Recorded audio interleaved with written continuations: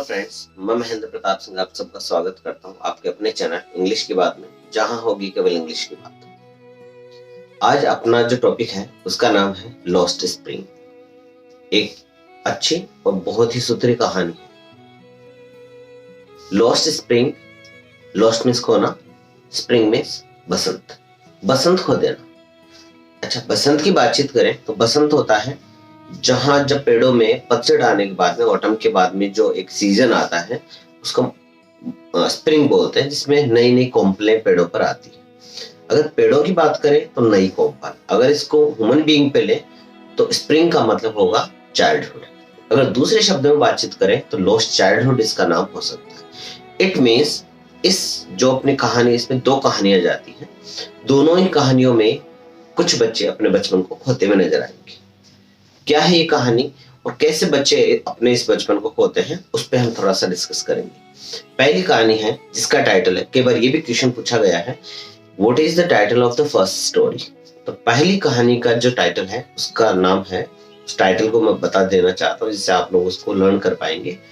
Sometimes I find a रूपी in garbage. दोबारा बोलेंगे मेरे साथ, समटाइम्स आई फाइंड अ रूपी इन गार्बेज। कभी कभी मुझे कचरे के ढेर में 1 रुपया मिल जाता। समटाइम्स 10 रुपये, बाद में लाइन भी आने वाली है, कभी कभी 10 रुपए का नोट मिल जाता। ये लाइन किसके द्वारा कही गई? तो ये लाइन साहिब के द्वारा कही गई और अपने राइटर को कही गई। ये भी कई बार क्वेश्चन कर लिया करते हैं, एक लाइन कोटेशन डाल के और फिर पूछते हैं who said these words to whom। तो Saheb said these words to writer, writer से कही। अब आते अपनी बात में, साहिब कौन है? साहिब अपनी पहली कहानी का मेन हीरो है, जिसको जो अपने राइटर है वो हर सुबह मिल जाती है। शायद अपनी जो राइटर है उसका घर है वो कचरा मंडी के आसपास है, गार्बेज जो डंप्स होते हैं उनके आसपास उनका घर है। अब जब सुबह सुबह बेयर फुटेड जो आर्मी जो उनके पास आती थी, नंगे पैरों वाले आर्मी, जो रेग पिकर्स हुआ करते थे, छोटे छोटे बच्चे जो नंगे पैरी वहां जाया करते थे।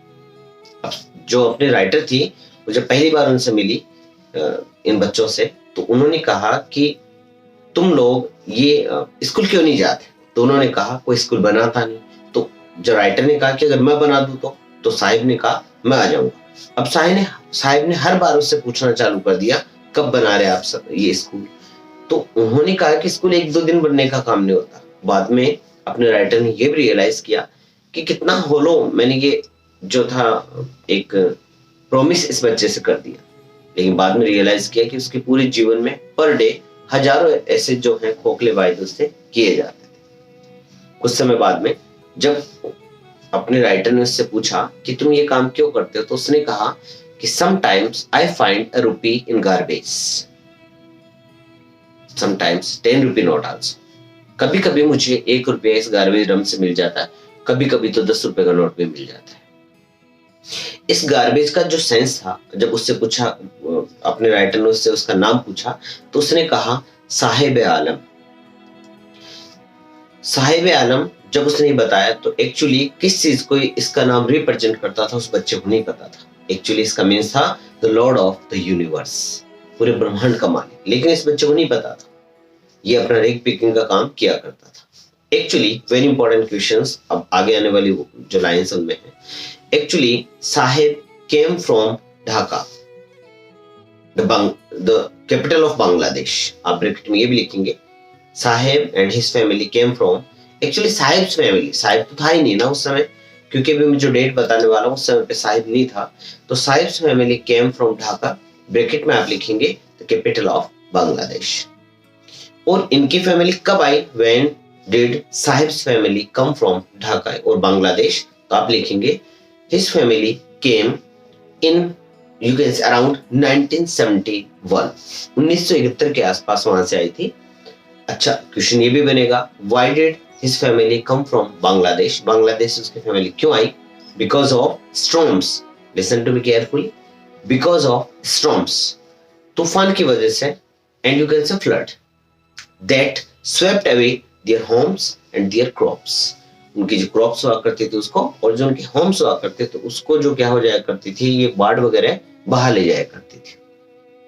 इसी वजह से उनको अपने इसको जो उनका जो एरिया था उसको ड्रॉप करना पड़ा। ठीक है, अभी कहाँ रहते हैं साहब की फैमिली? अभी दिल्ली की पेरीफेरी में एक एरिया है जिसको सीमापुरी कहा जाता है, वहां ये लोग रहते हैं। Actually they are refugees. वो रिफ्यूजीज हैं जिनके पास में अपने आइडेंटिटी के नाम पे केवल राशन कार्ड है जिनसे वो वोट दे सकते हैं। ग्रेन्स भी उनको मिल जाता है बाय राशन कार्ड, राशन भी उनको दिया जाता है। ठीक है, अभी दोबारा से 5 क्वेश्चन आपके सामने रिपीट कर देता हूँ। क्वेश्चन के बार पूछ गए, वो साहिब वो रेग पिकर कहाँ से आया था? ढाका से, बांग्लादेश से। कब आया था? 1971 के आसपास आया था। और क्यों आया था? Because of flood, because of storm that swept away their homes and there crops. उनके फसलें और उनके जो घर हुआ करते थे उनको वो बहा ले जाया करते थे। अभी कहाँ रहता है? अभी साहिब और साहिब की फैमिली दिल्ली के पेरीफेरी में परिक्षेत्र में आने वाले सीमापुरी नामक एक स्थान पर रहते हैं जहाँ ड्रेनेज की व्यवस्था है और नहीं ड्रिंकिंग वाटर की प्रॉपर व्यवस्था है। वहां ये लोग लगभग 10,000 एग्रीकल्चर्स वहां रहते हैं जिनके पास में आइडेंटिटी के नाम पे केवल राशन कार्ड है जिससे वो वोट डाल लेते अपना, और वो भी कुछ चुनिंदा नेताओं की वजह से, जो पॉलिटिशियंस हुआ करते थे उनकी वजह से, नेताओं की वजह से उनको ये चीजें मिल चुकी थी।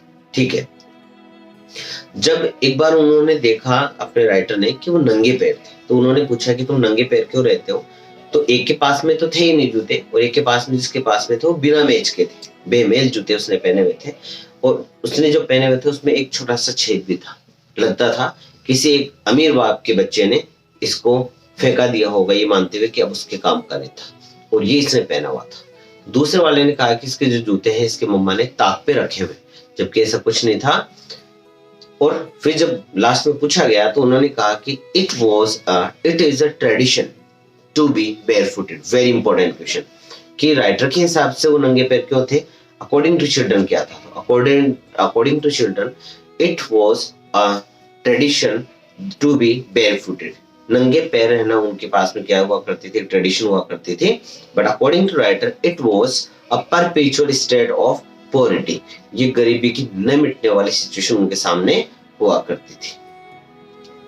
थोड़े समय बाद में जब साहिब एक बार घूम रहा होता है सुबह सुबह, तो उसने देखा कि एक टेनिस का जो था कोर्ट था, उसमें 2 लोग यंग मैन क्या कर रहे थे? टेनिस खेल रहे थे। जब ये जो अपने फैंस थे उससे बाहर की तरफ खड़ा होकर देखता है तो वो देख रहा होता है कि ये जो सब चीजें थी, लेकिन वो जूते उसके रेंज में जरूर हो सकते थे, लेकिन जो गेम था वो बहुत ही ज्यादा महंगा था, उसके रेंज से बाहर की तरफ का था। ठीक है, आगे चलते हैं तो उसमें ये कहा गया कि जो गार्बेज का सेंस था वो बच्चों के लिए क्या होता था और एल्डर्स के लिए क्या हुआ करता था। तो बच्चों के लिए जो सेंस हुआ करता था वो हुआ करता था it was a hidden treasure. As Sahib says that sometimes I get a rupee in garbage dumps and sometimes 10 rupee note also. इस प्रकार से कहा जा सकता है कि बच्चों के लिए इसका सेंस हुआ करता था only a hidden treasure, but for elders the sense of garbage used to be that garbage was you can say roof, bread for them and you can say livelihood for them. उनके लिए आजीविका का source of livelihood बोल सकते हैं आप, कि उनके लिए सोर्स ऑफ लिवलीहुड हुआ करता था, उनके जीवन जीने का एक सोर्स हुआ करता था। इसके बाद में थोड़ा टाइम बाद में जैसे पता लगा कि वो साहिब उससे मिलना बंद हो गया है, कुछ समय बाद में जब साहिब जो अपनी जो लेखिका थी साहिब को देखती है तो वो एक कनस्तर के साथ में पुश कार्ड के साथ में मिलता है। और जब लेखिका उससे पूछती कि वेयर आर यू नाउअडेज, तुम इन दिनों हो कहाँ? देन ही सेड, तब उसने कहा that he was working at a tea stall, very important, तो एक टी स्टॉल पे वर्क किया करता था and he got there 800 rupees and every meals, उसको 800 रुपए प्रत्येक समय का खाना मिला करता था। अब जब इस क्वेश्चन पे जब उससे पूछा गया कि क्या तुम इस जगह खुश हो, तब उसने कोई जवाब नहीं दिया, वो नीचे की तरफ देखने लग गया और उसकी जो खामोशी थी वो कुछ और ही बयां करती थी। इसका सेंस अपने राइटर ने हमें बताया कि actually at that time with his own bag he was his own master, but this time having 800 rupees or you can say every meal he was a servant, वो एक servant था and he has lost his free look, उसने अपना free look खो दिया था and he was now a servant। इस प्रकार से अपनी पहली कहानी फिनिश होती है। अब अगले ही पार्ट में हम देखेंगे दूसरी कहानी जिसका टाइटल है I want to drive a car। अगर आपको वीडियो पसंद आया हो तो आप इसको लाइक शेयर सब्सक्राइब जरूर करें। कुछ समय बाद में after 2 or 3 days you will get a short and powerful throughout revision of English, you can say composition part, grammar, and in other video you will get throughout chapters in short summary. Short summary में पूरे ही chapters का आप एक short revision पाएंगे. सो अगर आपको ये video पसंद आया तो लाइक शेयर एंड सब्सक्राइब जरूर करें. और इसके साथ में जब आप इसको देखेंगे तो it will take around 10 minutes, but इसकी पूरी कहानी आपके दिमाग में जितने वर्ड मैंने इंग्लिश के गए, please try to speak them with me.